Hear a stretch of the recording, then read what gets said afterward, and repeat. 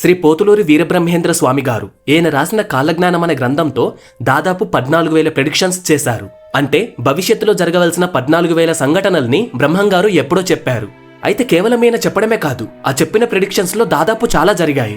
మొత్తం 14,000 ప్రెడిక్షన్స్ అయితే అన్నింటినీ ఇప్పటి వరకు ఎవరూ డీకోడ్ చేయలేకపోయారు. అంటే అవి నార్మల్ పీపుల్ కి అర్థం కాలేదు. మీకోటి తెలుసా, పోతులూరి వీరబ్రహ్మేంద్ర స్వామి ఎప్పుడు పుట్టారు అనేది కూడా పెద్ద మిస్టరీయే. నార్మల్ గా చాలా మంది బ్రహ్మంగారు 16th సెంచరీలో పుట్టారు అని చెప్తారు. ఇన్ఫాక్ట్ అదే నమ్ముతారు కూడా. ఈవెన్ నేను కందిమల్లయ్యపల్లిలో బ్రహ్మంగారి మఠంలో ఒక దగ్గర రాసుండటం కూడా చూశాను. ఆ ప్లేస్ లో బ్రహ్మంగారు 1608వ సంవత్సరంలో పుట్టారు అని రాసి ఉంది. అయితే ఇక్కడ అసలైన మిస్టరీ ఏంటి అంటే, బ్రహ్మంగారు ఆయన రాసిన కాలజ్ఞానంలో ఇలా రాశారు: రాను రాను చోళుల రాజ్యం నశించిపోతుంది, చోళులందరూ అంతరించిపోతారు అని రాశారు. అయితే మన చరిత్ర ప్రకారం చూసుకుంటే చోళ రాజ్యంలో చివరి రాజు పేరు రాజేంద్ర చోళ. అయితే ఈ చోళ రాజ్యం 1279 ఏడీలోనే అంతరించిపోయింది.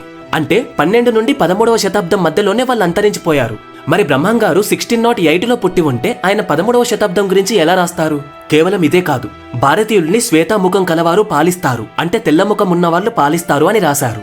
అయితే బ్రిటిషర్స్ ఫస్ట్ టైం ఇండియాకి వచ్చింది 1608లోనే. అంటే ఈయన జీవిత చరిత్ర ప్రకారం బ్రహ్మంగారు కూడా అదే సంవత్సరం పుట్టారు. అండ్ బ్రహ్మంగారు కాలజ్ఞానం రాసే టైంకి బ్రిటిషర్స్ ఆల్రెడీ కొన్ని ప్లేసెస్ ని పాలిస్తున్నారు. సో దీన్ని బట్టే కొందరు చరిత్రకారులు బ్రహ్మంగారు 16th సెంచరీలో పుట్టలేదు, అంతకన్నా ముందే పుట్టారు అని చెప్తున్నారు. ఆథర్ అండ్ జెనియాలజిస్ట్ అయిన ఎస్ చంద్రశేఖర్ గారి ప్రకారం బ్రహ్మంగారు 9వ శతాబ్దంలో పుట్టారంట. ఎలా చెప్తున్నాను అనుకుంటున్నారా? బ్రహ్మంగారు ఆయన రాసిన కాలజ్ఞానంలో నేను 175 సంవత్సరాలు జీవించాక కలియుగంలో 4094వ సంవత్సరంలో వైశాఖ శుద్ధ దశమి రోజున జీవసమాధి అయితాను అని రాశారు. ఇప్పుడు మనం కలియుగంలో 5123వ సంవత్సరంలో ఉన్నాము. అంటే యాజ్ పర్ కాలజ్ఞానం ఆయన జీవసమాధి అయిన ఇయర్ 992 ఏడి. అండ్ దానికి 175 సంవత్సరాలు మైనస్ చేస్తే 817 ఏడి వస్తుంది.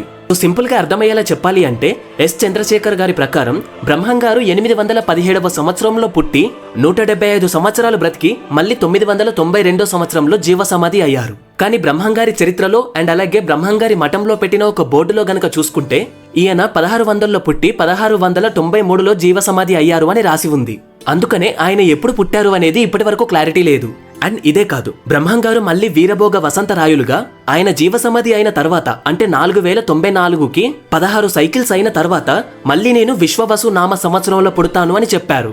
ఒక్క సైకిల్ అంటే 60 సంవత్సరాలు, అలా 16 సైకిల్స్ అంటే 1961 నుండి 1965 వరకు. ఈ టైంలోనే బ్రహ్మంగారు పుట్టి ఉండాలి. ఒకవేళ ఈ లెక్క ప్రకారం చూసుకుంటే బ్రహ్మంగారు వీరభోగ వసంతరాయుల్లాగా పుట్టి ఉంటారా?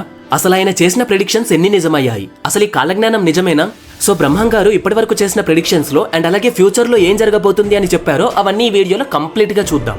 సో ఈ వీడియోలో లాస్ట్ వరకు ఎవరెవరికి ఏమేం ప్రెడిక్షన్స్ ఇచ్చారో అన్ని చెప్తాను. సో వీడియోని మిస్ అవ్వకండి. బ్రహ్మంగారు పరిపూర్ణయాచార్య మరియు ప్రకృతాంబకి సరస్వతి నది ఒడ్డున బ్రహ్మాండపురి అనే విలేజ్ లో జన్మించారు. అయితే రికార్డ్స్ ప్రకారం అయితే బ్రహ్మంగారు 1608లో పుట్టారు అని ఉంది. ఈయన ఒక విశ్వబ్రాహ్మణ్ ఫ్యామిలీలో పుట్టారు. అయితే బ్రహ్మంగారు పుట్టిన తర్వాత ఆయన తల్లిదండ్రులు ఆయన్ని కాశీలో ఉన్న ఆత్రేయ మహాముని యొక్క ఆశ్రమానికి దత్తకు ఇచ్చారు. అండ్ బ్రహ్మంగారు చిన్నప్పుడు కొన్ని రోజులు ఆ ఆశ్రమంలోనే పెరిగారు. అప్పుడు కర్ణాటకకి చెందిన వీరభోగయాచార్య అండ్ తన భార్య కాశీకి యాత్రకు వెళ్లారు. అదే సమయంలో వాళ్ళిద్దరూ ఆత్రేయ మహాముని యొక్క ఆశ్రమానికి కూడా వచ్చారు. అప్పుడే వీరభోగయాచార్య గారు బ్రహ్మంగారిని చూసి ఆ ఆశ్రమం నుండి బ్రహ్మంగారిని దత్తకు తీసుకొని కర్ణాటకలో ఆయన సొంత ఊరైన చిక్బల్పూర్ అనే గ్రామానికి బ్రహ్మంగారిని తీసుకొచ్చారు. ఇక అప్పటి నుండి బ్రహ్మంగారు తనకు ఒక వయసు వచ్చేసరికి అక్కడే పెరిగారు. అయితే తన చిన్న వయసులోనే బ్రహ్మంగారి యొక్క తండ్రి చనిపోయారు. ఆ తర్వాత ఆయన అప్పుడు ఒక నిర్ణయానికి వచ్చారు. అదే తన స్పిరిచువల్ జర్నీని మొదలు పెట్టడం. దానికోసమనే బ్రహ్మంగారు దేశ పర్యటన చేయాలి అని అనుకున్నారు. అండ్ దీని గురించి తన తల్లిని అడగగా అందరూ తల్లుల్లాగానే ఆమె కూడా వద్దు అని చెప్పింది. అయినా సరే నువ్వెప్పుడు పిలిస్తే అప్పుడు నేను ముందుంటానమ్మా అని చెప్పి వాళ్ళ అమ్మకి కూడా కాలజ్ఞానం బోధించి అక్కడి నుండి వెళ్లిపోయారు. అయితే ఈ ప్రాసెస్ లోనే బ్రహ్మంగారు తన తల్లికి అచ్చమాంబ అంటే ఎవరో చెప్తాను, అలాగే నిజాం నవాబులకి, తన కొడుకు గోవిందరాజుకి, భార్య గోవిందమ్మకి అండ్ అలాగే శిష్యుడు సిద్ధయ్యకి వీళ్ళందరికీ కాలజ్ఞాన బోధ చేశారు. వీళ్ళందరికీ చేసిన బోధన మీకు క్లియర్ గా షార్ట్ కట్ లో చెప్తాను. అయితే ఇప్పటికీ కాలజ్ఞానంలో జరిగినవిగా భావిస్తున్నవి ఏంటి అనేది చెప్తాను. ఫస్ట్ వన్, ఒక అంబ అంటే ఆడామె 16 సంవత్సరాల వరకు రాజ్యమేలుతుంది అని బ్రహ్మంగారు చెప్పారు. ఆయన చెప్పినట్టుగానే ఇందిరాగాంధీ గారు 15 సంవత్సరాల 300 రోజులు అంటే 5 రోజులు తక్కువ 16 సంవత్సరాలు ఇండియాని చాలా స్ట్రాంగ్ గా పాలించింది. సెకండ్ వన్, శ్వేతముఖం కలవారు భారతదేశాన్ని పాలిస్తారు అని రాశారు. శ్వేతముఖం అంటే తెల్లవాళ్ళు అంటే బ్రిటిషర్స్. వీళ్ళు దేశాన్ని ఎన్ని సంవత్సరాలు పాలించారో మీకు తెలుసు. థర్డ్ వన్, తెర మీద బొమ్మలు గద్దెలెక్కుతాయి, రంగులు చూసి ప్రజలు మోసపోతారు. అంటే దీని అర్థం ఏంటి అంటే యాక్టర్స్ పాలిటిక్స్ లోకి వస్తారు అని. ఆయన చెప్పినట్టుగానే ఎన్టీఆర్ గారు, ఎంజీఆర్ గారు పాలిటిక్స్ కు వచ్చి రాజ్యమేలారు, అంటే సీఎం కుర్చీ ఎక్కారు. నాలుగవది, శనిగ్రహం మిథున రాశిలోకి వచ్చినప్పుడు చాలా మంది ప్రాణాలు కోల్పోతారు. 1913, 1943, 1973 అండ్ అలాగే 2003 ఈ సంవత్సరాల్లోనే శనిగ్రహం మిథున రాశిలోకి వచ్చింది. అయితే 1913లో అప్పుడే వరల్డ్ వార్ 1 మొదలవబోతుంది. అంటే అప్పుడప్పుడే దేశాల మధ్యలో గొడవలు స్టార్ట్ అయ్యాయి. ఇంకా అప్పుడే వరల్డ్ లో దాదాపు 3.5 కోట్ల మంది మరణించారు. నెక్స్ట్ 1943లో అంటే అప్పుడే వరల్డ్ 2 మంచి జోష్లో నడుస్తుంది. అప్పుడు కూడా వరల్డ్ 2లో 7 కోట్ల మంది వరకు చనిపోయారు. అండ్ ఆ తర్వాత 1973, 1975 మధ్యలో చైనాలో ఒక డ్యామ్ కూలడం వల్ల 2 లక్షల మంది చనిపోయారు. ఆ తర్వాత 2003లో ఇరాక్ లో యుద్ధం మొదలైంది. ఆ యుద్ధంలో దాదాపు 2 లక్షల మంది చనిపోయారు. ఫిఫ్త్ వన్, గట్టివాడైన పొట్టివాడొకడు దేశాన్ని పాలిస్తాడు, అంటే లాల్ బహదూర్ శాస్త్రి గారు అని అర్థం. ఆయన చాలా చిన్నగా ఉండేవాడు, బట్ దేశాన్ని మాత్రం చాలా బాగా పాలించాడు. సిక్స్త్ వన్, ఆకాశంలో పక్షివాహనాలు కూలి అనేక మంది చనిపోతారు, అంటే ఆకాశంలో విమాన ప్రమాదాలు అని అర్థం. ఇవి ఆల్రెడీ చాలా జరిగాయి, రీసెంట్ గా కూడా మనం చూసాము. సెవెంత్ వన్, నీళ్లతో దీపాలు వెలిగిస్తారు అని రాశారు, అంటే ప్రస్తుతం మనం వాడే కరెంట్ ఏదైతే ఉందో అదంతా వాటర్ తోనే తయారవుతుంది. లైక్ మనకి ఎన్టీపీసీ, కేటీపీసీ ఉన్నాయి కదా అలా. ఎయిత్ వన్, ఎద్దులు లేకుండా బండ్లు నడుస్తాయి, అంటే ఇప్పుడు మనం కార్స్, బైక్స్ యూజ్ చేస్తున్నాం కదా అవి. నైన్త్ వన్, కాశీపట్టణం 40 రోజుల వరకు మూతపడుతుంది. అయితే దీనికి సంబంధించినట్టుగా కాశీలోని టెంపుల్ కలరా వ్యాధి వల్ల 40 రోజులు మూసివేయాల్సి వచ్చింది అని కొంతమంది చెప్తారు. బట్ నాకైతే దీనికి సంబంధించిన ఏ ఇన్ఫర్మేషన్ దొరకలేదు, మేబీ అయ్యుండొచ్చు. 10th వన్, బ్రాహ్మణుల అగ్రహారాలు నిలిచిపోతాయి, అంటే బ్రాహ్మణులంతా ఒకప్పుడు ఒకే ప్లేస్ లో ఉండి విద్య నేర్పించేవాళ్ళు. ఇప్పుడు ఆల్రెడీ మనం చూస్తున్నాము అలా జరగడం లేదు. 11th వన్ చాలా ఇంట్రెస్టింగ్ వన్, హైదరాబాద్ లో తుర్కలు మరియు హిందువులు ఒకరినొకరు నరుక్కొని చంపుకుంటారు. ఆల్రెడీ ఆపరేషన్ పోలో అప్పుడు ఇలాంటి కొన్ని సన్నివేశాలు జరిగాయి, అండ్ ఇంకా ఫ్యూచర్ లో కూడా జరుగుతాయేమో చెప్పలేము. 12th వన్, జనసంఖ్య విపరీతంగా పెరిగిపోతుంది, ఆల్రెడీ మనం చూస్తున్నాము పాపులేషన్ ఎంత పెరిగిపోయిందో. 13th వన్, విచిత్రమైన యంత్రాలు వస్తాయి, కానీ చావు పుట్టుకను మాత్రం ఎవరూ కనిపెట్టలేరు. అండ్ ఎస్, మనకెన్ని జబ్బులున్నా వాటన్నింటి కోసం మిషన్స్ ఉన్నాయి, బట్ ఎవరు కూడా చావు పుట్టుకని మాత్రం ఒక మిషన్ యూజ్ చేసి మార్వలేరు. టెస్ట్ ట్యూబ్ బేబీ ఉంది కదా అని మీరు అనుకుంటారేమో, కానీ అందులో కూడా వేరే ఒక మగవాడి కణంని ఇంజెక్ట్ చేయాలి. 14th వన్, రాజరిక రాజుల పాలన ముగించి ప్రభుత్వ పాలన వస్తుంది అని రాశారు, అండ్ ఇది కూడా ఆల్రెడీ మనం చూస్తున్నాము. ఇప్పుడు బ్రహ్మం గారు ఒక్కొక్కరికి చెప్పిన కాలజ్ఞానంని మీకు చెప్తాను, ఇందులో ఏం జరిగే ఛాన్స్ ఉందో మీరు కింద కామెంట్ చేయండి. ముందుగా బ్రహ్మం గారు తన తల్లికి చెప్పిన జ్ఞానబోధ. బ్రహ్మం గారిని పెంచిన తండ్రి వీరభోగయాచార్యులు చనిపోయిన తర్వాత తన తల్లి వీరపాపమాంబ అనే ఆయన్ని చూసుకుంది. చిన్నప్పుడే బ్రహ్మం గారికి చాలా జ్ఞానం ఉండేది. ఆయనకి 8 సంవత్సరాలున్నప్పుడే దేశ పర్యటన మొదలు పెట్టారు.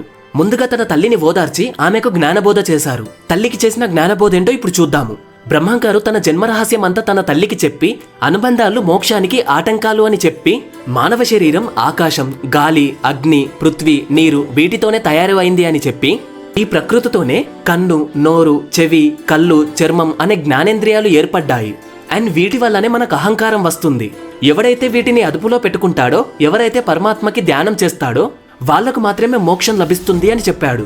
ఇవి చెప్పి బ్రహ్మం గారు దేశ పర్యటనకి బయలుదేరారు. అక్కడే అతనికి అచ్చమాంబ కలుస్తుంది. ఇప్పుడు అచ్చమాంబకు వివరించిన కాలజ్ఞానం ఏంటో చూద్దాం. ముందుగా అచ్చమాంబ అంటే ఎవరు? బ్రహ్మం గారు తల్లికి కాలజ్ఞానం బోధించిన తర్వాత అక్కడి నుండి బయలుదేరి ఆంధ్రప్రదేశ్ లో ఉన్న బనగాంపల్లికి వచ్చారు. మధ్యాహ్నం అంతా చాలా తిరిగి ఆ రోజు రాత్రి ఒక ఇంటి అరుగు పైన అలా పడుకునిపోయాడు. ఆ ఇంటి యజమానియే మన అచ్చమాంబ. ఆమె పొద్దున్నే బ్రహ్మం గారిని లేపి మాట్లాడింది. అప్పుడు బ్రహ్మం గారు ఏదైనా పని ఉంటే ఇవ్వమని అడగగా అచ్చమాంబ ఆవులను కాసే పని ఇచ్చింది. అయితే బ్రహ్మం గారు పశువులను రావులకొండ అనే ప్లేస్ లోకి తీసుకువెళ్లి అవి మేసే టైంలోనే అక్కడే ఒక గృహలో కూర్చొని కాలజ్ఞానం రాయడం మొదలుపెట్టాడు. అయితే గోవులు ఎటుపోకుండా తన మంత్రశక్తితో ఒక వలయం ఏర్పాటు చేసి అవి ఆ వలయం దాటకుండా అందులోనే మేసేలా చేశాడు. అలా ఒకరోజు అచ్చమాంబ బ్రహ్మం గారిని అనుసరిస్తూ వెళ్ళింది. అప్పుడే బ్రహ్మం గారు ఏదో ఏకాగ్రతతో రాయడాన్ని చూస్తుంది. ఆమె అక్కడే తింటున్న గోవుల యొక్క ప్రవర్తన కూడా చూసి ఆమె తను ఒక సాధారణ మనిషి కాదు, ఒక జ్ఞాని అని అర్థం చేసుకొని బ్రహ్మం గారి దగ్గరికి వెళ్లి, ఇన్ని రోజులు మీరు ఒక జ్ఞాని అని నాకు తెలియకుండా మీతో సేవ చేయించుకున్నాను, నన్ను క్షమించండి అని అడుగుతుంది. అప్పుడు బ్రహ్మం గారు ఈ ప్రపంచంలో అందరూ నాకు సమానమే అని చెప్తారు. ఆ తర్వాత యాగంటిలో అచ్చమాంబకి జ్ఞానబోధ చేస్తాడు. ఈ యాగంటి అనే ప్లేస్ కి వెళ్లే వాళ్ళు ఉంటే ఇక్కడే బ్రహ్మం గారు కాలజ్ఞానం రాసిన గృహ కూడా ఉంటుంది, చూడండి. పుష్ప 2 మూవీలో కూడా ఆ గృహని చూపిస్తారు. అయితే అచ్చమాంబకి చేసిన కాలజ్ఞాన బోధనని ఇప్పుడు చూద్దాం. ఫస్ట్ వన్, వేశ్యుల వల్ల అంటే చాలా మంది ప్రజలు భయంకరమైన వ్యాధులకు గురవుతారు. ఇది ఆల్రెడీ జరుగుతుంది, ఆ రోగమేంటో కూడా మీకు తెలుసు. సెకండ్ వన్, వావి వరుసలు క్షీణించి తండ్రి కొడుకుని, కొడుకు తండ్రిని చంపుకుంటారు. ఇది కూడా మనం ఎవ్రీడే న్యూస్ లో చూస్తూనే ఉన్నాము. థర్డ్ వన్, ఇది మెయిన్, శాంతమూర్తులకు కూడా కోపం వస్తుంది. వివిధ వర్ణాల వాళ్ళు వాళ్ళ ధర్మాన్ని వదిలి ఇతర ధర్మాల్ని ఆచరించి నాశనమవుతారు. ఫోర్త్ వన్, జనుల కడుపులో మంటలు పుడతాయి, నోటిలో బొబ్బులు వస్తాయి, నెత్తురు కక్కుకుంటూ రోగాల పాలై జనులు మరణిస్తారు. జంతువులు కూడా అలానే మరణిస్తున్నాయి. ఇప్పుడు గనక చూసుకుంటే చాలా మంది అలానే చనిపోతున్నారు. ఫిఫ్త్ వన్, మత కలహాలు పెరిగి ఒకరినొకరు చంపుకుంటారు. ఇవైతే ఇప్పటికీ జరుగుతున్నాయి, మనం చూస్తున్నాము కూడా. సిక్స్త్ వన్, ఇది వినండి, ఒకరి భార్యను మరొకరు వశపరుచుకుంటారు. స్త్రీ పురుషులు కామపీడితులవుతారు. ఇవైతే రోజులో ఎన్ని చూస్తున్నామో మనకే తెలుసు. సెవెంత్ వన్, 5000 ఏళ్ల తర్వాత కాశీలో గంగమ్మ కనిపించకుండా పోతుంది అంట. అంటే మనం కల్కి మూవీలో చూసిన సిచ్యువేషన్ వస్తుంది. ఎయిత్ వన్, వెంకటేశ్వర స్వామి క్షేత్రంలో దొంగతనాలు జరుగుతాయి. మహమ్మదీయులు అంటే ముస్లిం కింగ్స్ దేవాలయాల్ని దోచుకుంటారు. యాక్చువల్లీ అప్పుడున్న నిజాములు మరియు ఔరంగజేబులు మన తిరుపతి దేవస్థానాన్ని దోచుకోవడానికి వచ్చారు. బట్ వాళ్ళు దోచుకోలేకపోయారు అని కొందరు చెప్తారు. అయితే వీళ్ళంతా తిరుపతి టెంపుల్ ని డైరెక్ట్ గా దోచుకోకపోయినా ట్యాక్స్ రూపంలో మామూలు వసూలు చేసేవారంట. ఇప్పుడు బనగామపల్లి నవాబుకి ఇచ్చిన జ్ఞానబోధ ఏంటో చూద్దాము. అయితే బ్రహ్మంగారి మహిమల గురించి విన్న నవాబు ఆయన్ని స్వయంగా స్వాగతిస్తాడు. అప్పుడు నవాబు బ్రహ్మంగారిని పరీక్షించడానికి తన సైనికునికి ఒక గిన్నెలో మాంసాన్ని వేసుకొని రమ్మని దానిపైన ఒక క్లాత్ ని కప్పి బ్రహ్మంగారికి ఇవ్వమని చెప్తాడు. సైనికుడు కూడా అలానే చేస్తాడు. అప్పుడు బ్రహ్మంగారు ఆ ప్లేట్ పైన ఉన్న క్లాత్ ని తీసేయగానే అందులో పండ్లు ఫలాలు ఉంటాయి. ఇక అప్పుడు నవాబు ఆశ్చర్యపోయి బ్రహ్మంగారిని క్షమించమని అడిగి తనకు బోధన చేయమంటాడు. అప్పుడు బ్రహ్మంగారు బనగామపల్లి నవాబుకి ఇలా జ్ఞానబోధ చేస్తాడు. ఫస్ట్ వన్, ఒక విచిత్రమైన ఈత చెట్టు రాత్రంతా నిద్రపోతూ పగలు లేచి నిలబడుతుంది. అలా 8 సంవత్సరాలు అలానే చేసి ఆ చెట్టు మరణిస్తుంది. ఆ చెట్టు మరణించగానే దేశానికి కరువు కాటకాలు ఏర్పడతాయి. సెకండ్ వన్, కలియుగంలో అదాతృనామ సంవత్సరంలో ప్రతి ఊర్లలో రూపాయికి పిడికెడు బియ్యం అమ్ముతారు. జనమంతా ఆకలితో అరిచి అరిచి చనిపోతారంట. థర్డ్ వన్, బనగామపల్లిలో నవాబుల పాలన క్రమక్రమంగా నశించిపోతుంది అని ఆయనకే చెప్తారు. సో ఇది అయిపోయిన తర్వాత ఇప్పుడు కడప నవాబుకి చెప్పిన జ్ఞానబోధ ఏంటో చూద్దాము. అయితే జీవిత చరిత్ర ప్రకారం బ్రహ్మంగారిని కడప నవాబు రమ్మంటాడు. బ్రహ్మంగారు కూడా వెళ్తారు. అప్పుడు ఆ నవాబు బ్రహ్మంగారిని నా గుర్రం కడుపులో ఉన్న బిడ్డ ఆడనో మొగనో చెప్పండి అని అడుగుతారు. అప్పుడు బ్రహ్మంగారు ఆ గుర్రం కడుపులో మగబిడ్డనే పుడుతుంది అని చెప్పి అండ్ దాని 4 కాళ్ళు తెలుపు రంగులో ఉంటాయి అని చెప్తాడు. అప్పటికీ ఆ నవాబు నమ్మడు. అప్పుడు బ్రహ్మంగారు ఒక తెరను తెప్పించి ఆ గుర్రం చుట్టూ ఆ తెరను కట్టి గుర్రంలో ఉన్న బిడ్డను బయటకు తీసి నవాబుకి చూపిస్తాడు. అలా చూపించిన తర్వాత మళ్ళీ ఆ గుర్రం పిల్లను లోపల పెడతాడు. ఇది చూసిన నవాబు అక్కడికక్కడే ఆశ్చర్యపోతాడు. ఈయన కూడా బ్రహ్మంగారిని క్షమించమని అడిగి జ్ఞానబోధ చెప్పమని అడుగుతాడు. కడప నవాబుకి చెప్పిన జ్ఞానబోధ.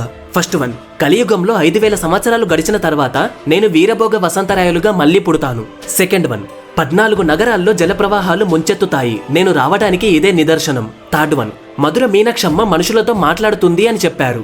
ఫోర్త్ వన్, గోల్కొండ నుండి 2 పిల్లలు పట్టణం ఏల్తారు అని చెప్పారు. అయితే గోల్కొండను కాకతీయులు ఏలారు, ఆ తర్వాత నిజాములు కూడా ఏలారు.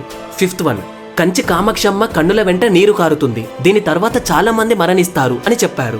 సిక్స్త్ వన్, రాయలగారి సింహాసనం కంపిస్తుంది. రాయలవారు అంటే శ్రీకృష్ణ దేవరాయలు అని అర్థము. ఇది ఆల్రెడీ జరిగింది. సెవెంత్ వన్, ఢిల్లీ ప్రభువు నశించిపోతాడు. ఢిల్లీ ప్రభువు అంటే అక్కడ పాలిస్తున్న సుల్తాన్ అని అర్థం. ఇవే కాదు, ఇంకా బ్రహ్మంగారు చాలానే చెప్పారు. ఇక బ్రహ్మంగారు జీవసమాధి అయ్యే ముందు తన కొడుకు గోవిందాచార్యులకి అలాగే భార్య గోవిందమ్మకి కొన్ని మాటలు చెప్పారు. అవేంటి అంటే, ముందుగా గోవిందాచార్యులకు ఏం చెప్పారో చూద్దాం. ఎన్ని రోజులు నేను మనుషులను జ్ఞానం వైపు నడిపించాను, ఇప్పటి నుండి నువ్వే నడిపించాలి అని చెప్పి ఆయనకొక రహస్యం చెప్తాడు. అదేంటి అంటే, గోవింద, నీకొక అమ్మాయి జన్మిస్తుంది.